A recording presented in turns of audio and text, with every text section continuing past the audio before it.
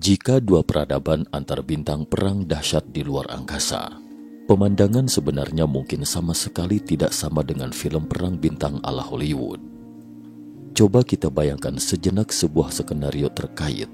Sistem bintang terdekat dengan tata surya adalah Proxima Centauri, bintang katai merah yang terletak sejauh 4,2 tahun cahaya dari bumi.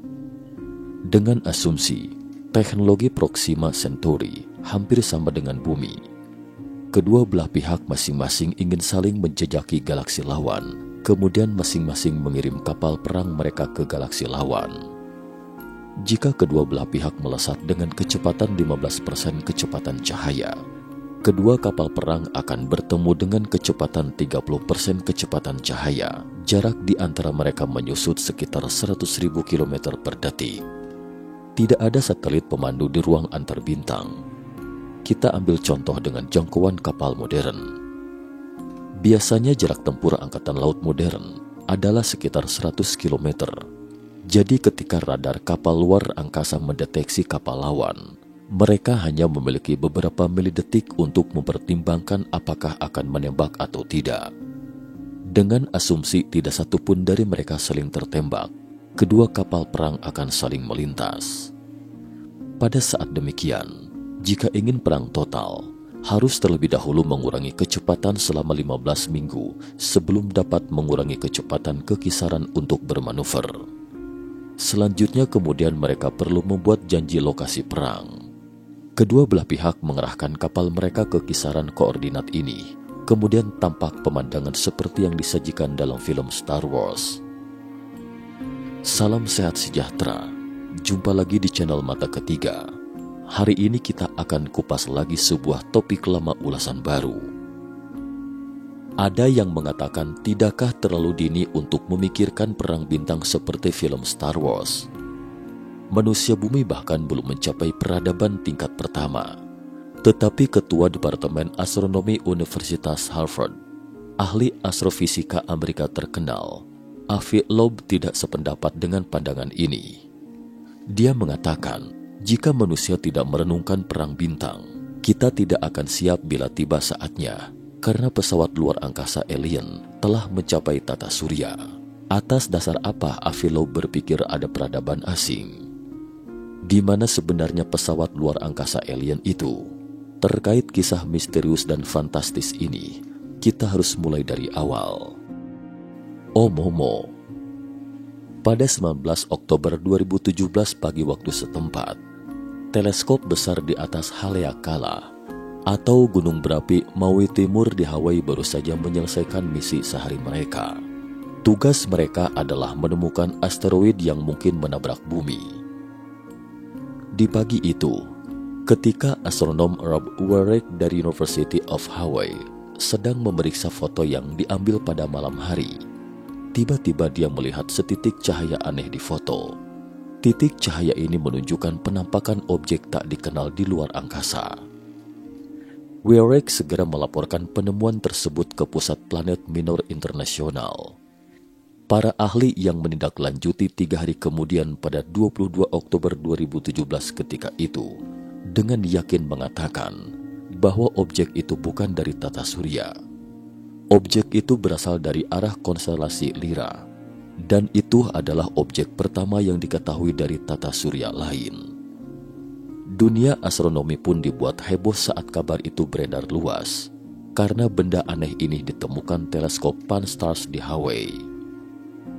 Para astronom menamainya Oumuamua atau Oumuamua dalam bahasa Hawaii, yang berarti utusan dari jauh. Berhubung namanya sulit dieja, jadi selanjutnya kita sebut saja Oumuamua dari tulisan asli Oumuamua dalam bahasa Hawaii ini. Segera setelah itu, beberapa teleskop terkemuka diarahkan ke Oumuamua untuk observasi, termasuk Very Large Telescope, teleskop ruang angkasa Spitzer, dan teleskop William Herschel. Tentu saja, yang paling handal di antara teleskop ini adalah teleskop Hubble, rajanya teleskop pada waktu itu. Seiring pengamatan yang mendalam, para astronom pun semakin bingung. Pasalnya, terlalu banyak keganjilan pada objek bernama Oumuamua ini, Pertama adalah bentuknya. Dari layar video, terlihat objek misterius ini terbang di antara gugusan bintang, tetapi memiliki pola bercahaya yang aneh, terkadang cerah dan redup tidak menentu. Para astronom menemukan kecerahan Oumuamua bervariasi karena berputar pada porosnya sekitar 7,3 jam. Menurut ilmuwan dari Pan-STARRS, hal ini dikarenakan ia terus bergerak tiada henti. Oumuamua tidak hanya berputar di sekitar sumbu panjang, tetapi juga di sekitar sumbu pendek. Karena rotasi ekstrim ini, kecerahan sinar matahari yang dipantulkan akan sangat bervariasi. Melalui perubahan ini, para ilmuwan dapat memperkirakan bentuk Oumuamua yang panjangnya sekitar 400 meter dan lebar 40 meter. Aspek rasio Oumuamua mungkin mencapai 10:1 yang menakjubkan. Artinya objek ini mungkin berbentuk seperti cerutu. Ini adalah bentuk yang langka di tata surya kita. Melihat bentuknya, mungkin ada yang mengatakan bisa jadi Oumuamua ini bukan asteroid, tetapi pesawat ruang angkasa antara bintang. Orang pertama yang mengemukakan sudut pandang ini adalah Avi Loeb tersebut di atas. Seperti yang disebutkan, Avi Loeb adalah Ketua Departemen Astronomi Universitas Harvard, ahli astrofisika Amerika terkenal. Sebenarnya, ini hanyalah salah satu dari sekian banyak pendangan kelas beratnya. Dia juga merupakan ketua jangka panjang dari Komite Fisika dan Astronomi National Academy of Science Amerika. Dia dinobatkan sebagai salah satu dari 25 orang paling berpengaruh dalam bidang eksplorasi luar angkasa oleh majalah Times. Pada Juni 2020, ia bahkan ditunjuk sebagai penasehat ilmiah Presiden Amerika Serikat. Sosok Avi Loeb ini benar-benar master kelas berat di dunia astronomi. Avi Loeb dengan yakin berprediksi bahwa Oumuamua bukanlah meteor antariksa, tetapi sebuah pesawat ruang angkasa.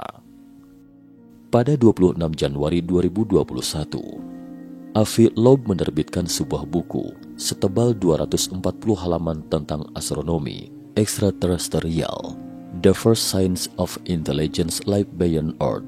Dalam buku tersebut, ia memaparkan secara rinci seluruh proses pengamatan terhadap Oumuamua dan beberapa sebab mengapa tim mereka percaya bahwa Oumuamua adalah pesawat ruang angkasa. Berikut sudut pandang pertama mereka. Percepatan non-gravitasi. Pada 13 Desember 2017, Loeb menggunakan Green Bank Teleskop di Green Bank, West Virginia AS, memantau emisi radio Oumuamua.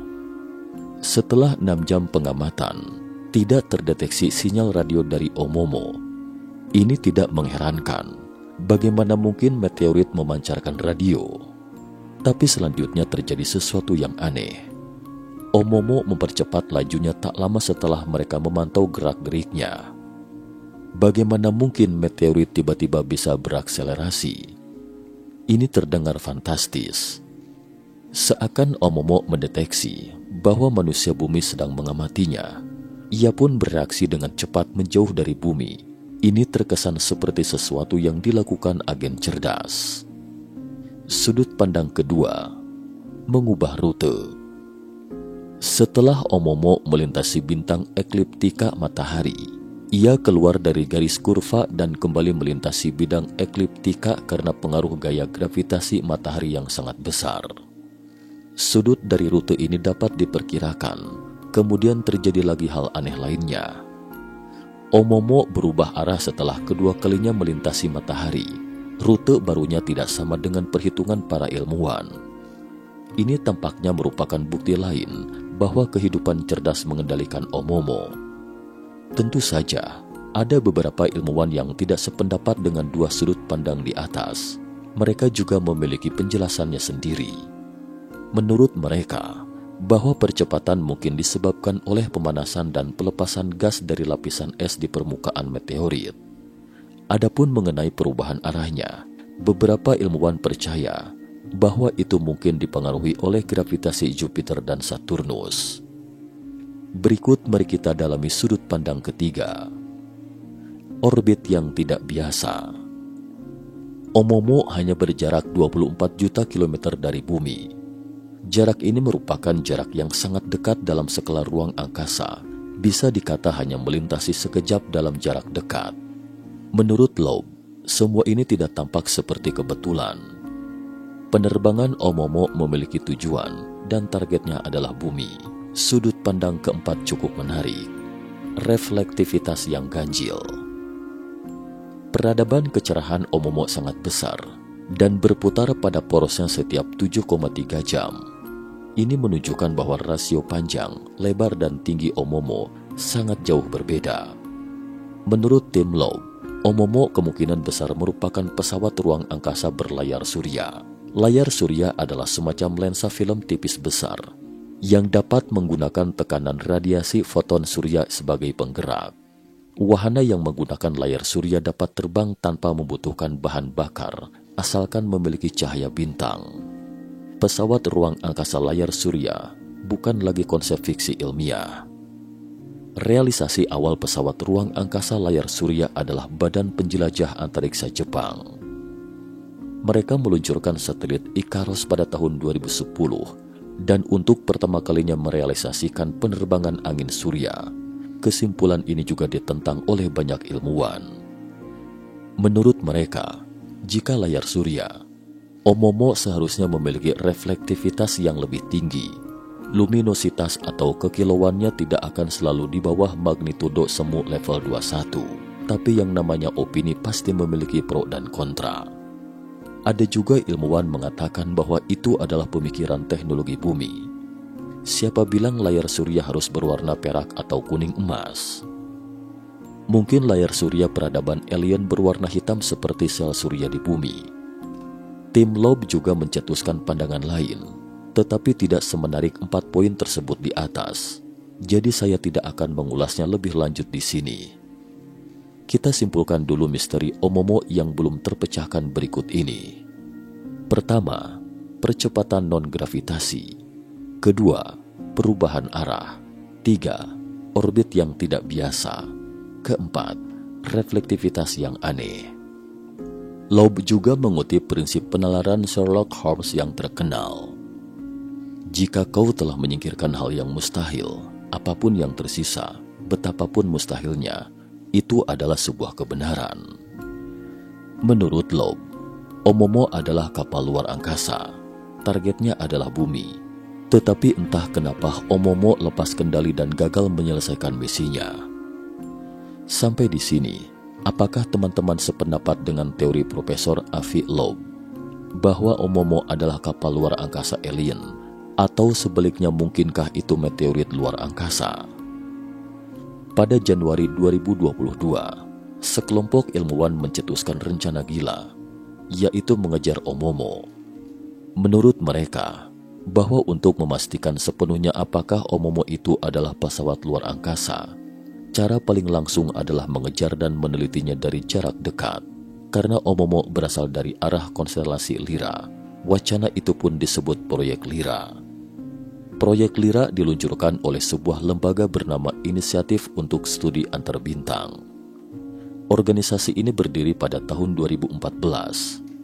Meski masih seumur jagung, tetapi telah menyerap banyak ilmuwan karena organisasi ini memiliki tujuan besar. Tugas inti mereka adalah mempelajari perjalanan antar bintang dan menjelajahi tata surya lainnya. Inisiatif antar bintang ini memiliki latar belakang penjelasan tentang Oumuamua. Sekilas terdengar seperti fiksi ilmiah, ini adalah sebuah kisah misterius sekaligus legendaris. Ada sebuah dunia dengan peradaban tingkat 1 di sistem bintang yang jauh. Mereka sudah menguasai eksplorasi antar bintang. Lalu mereka mengirim pesawat ruang angkasa untuk mencari sumber energi baru, dan Oumuamua adalah salah satu pesawat mata-mata itu. Agar maksud tujuannya tidak terdeteksi oleh peradaban di tata surya, ia menyamar sebagai meteorit dan mengaktifkan metode silent untuk diam setelah masuk ke tata surya, menonaktifkan semua perangkat elektronik. Manusia bumi sekarang berada pada tingkat peradaban 0,75, sedikit lebih rendah dari tingkat teknologi Oumuamua, tetapi peradaban bumi tetap saja bisa mendeteksi keberadaan Oumuamua. Jadi Oumuamua segera menjauh dari tata surya dan membuat manusia tidak mampu mendekatinya dengan beberapa sarana teknologi mereka yang belum kita ketahui. Pesawat ruang angkasa ini mungkin dikendalikan oleh kecerdasan buatan, karena itu adalah perjalanan yang panjang ribuan atau bahkan selaksa tahun jika kecepatan perjalanan ruang angkasa terkunci di bawah transmisi cahaya. Hanya kecerdasan buatan yang mampu mereplikasi diri yang dapat menghabiskan waktu yang begitu lama dalam perjalanan antar bintang, karena waktu dan energi yang dihabiskan untuk perjalanan antar bintang yang sangat panjang. Jadi begitu peradaban alien datang ke tata surya, itu pasti adalah tindakan serius mereka yang datang dengan sebuah tujuan, yaitu sumber daya di tata surya. Mungkin kawanan mereka sekarang sedang dalam perjalanan ke bumi, atau mungkin armada mereka bersembunyi di awan Oort di luar tata surya. Singkatnya, inisiatif antar bintang percaya bahwa situasinya mungkin tidak menggembirakan. Manusia bumi mungkin harus mempertimbangkan kemungkinan perang antar bintang. Inilah mode perang baru yang kita bicarakan di awal video. Di bawah latar belakang ini, para ilmuwan merancang misi pelacakan yang sangat kompleks yang disebut Orbit Effect atau Manuver Orbit. Gambar berikut adalah ilustrasi sederhana dari Orbit Effect. Satelit pelacak Lyra pertama-tama harus berputar mengelilingi matahari 3 kali dan berakselerasi selama 4 tahun penuh menggunakan gravitasi matahari, Venus, dan bumi. Efek katapel gravitasi dan gravitasi Jupiter meningkatkan laju kecepatan hingga 70 km per detik dalam skala jalan. Pada kecepatan ini, diharapkan mampu menyusul Oumuamua pada tahun 2054 atau dalam waktu 26 tahun, kemudian melakukan pengamatan yang cermat. Inisiatif antar bintang berusaha keras untuk mempublikasikan rencana mereka secara online, tetapi sejauh ini tidak ada agensi atau perusahaan yang bersedia untuk berinvestasi. Kenapa? Sebab utamanya apalagi kalau bukan uang dan uang. Seluruh rencana diperkirakan menelan biaya 50 miliar dolar AS, sebuah angka yang fantastis memang. Tetapi hal ini juga membuat geram beberapa netizen. Mereka mengatakan bahwa manusia adalah spesies yang sangat picik. Dalam perang Rusia-Ukraina, pengeluaran militer selama setengah tahun mungkin jauh lebih dari 50 miliar dolar AS. Jadi, lebih baik menghabiskan uang untuk eksplorasi luar angkasa daripada kanibalisme manusia. Jika dugaan Profesor Avi Loeb itu benar, suatu hari armada peradaban tingkat 1 tiba-tiba bertengger di orbit bumi, maka ada kemungkinan 99% bumi akan kalah perang, sehingga para netizen pun berseru bahwa manusia seharusnya membangun satelit Lyra untuk mengejar Oumuamua, mendapatkan informasi lebih lanjut tentang peradaban alien. Seandainya Oumuamua hanyalah sebuah meteorit, maka proyek ini juga tidak sia-sia, karena akan meningkatkan kemampuan eksplorasi ruang angkasa manusia secara signifikan. Itulah seluk-beluk tentang Oumuamua, tamu antar bintang yang tak diundang. Di penghujung video, kita bincang-bincang sejenak tentang beberapa pemikiran yang mengesankan. Sebenarnya ketika tim mata ketiga mendengar sudut pandang Avi Loeb, kami sangat mengagumi sang profesor ini.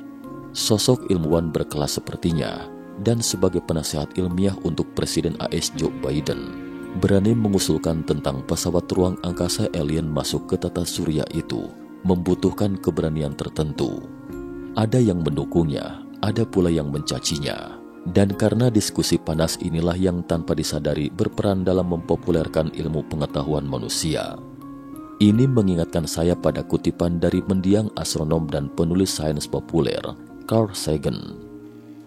Kemajuan kita dinilai dari keberanian kita untuk bertanya dan penerimaan kita akan kebenaran. Cukup sekian dulu topik kita hari ini. Terima kasih atas perhatiannya.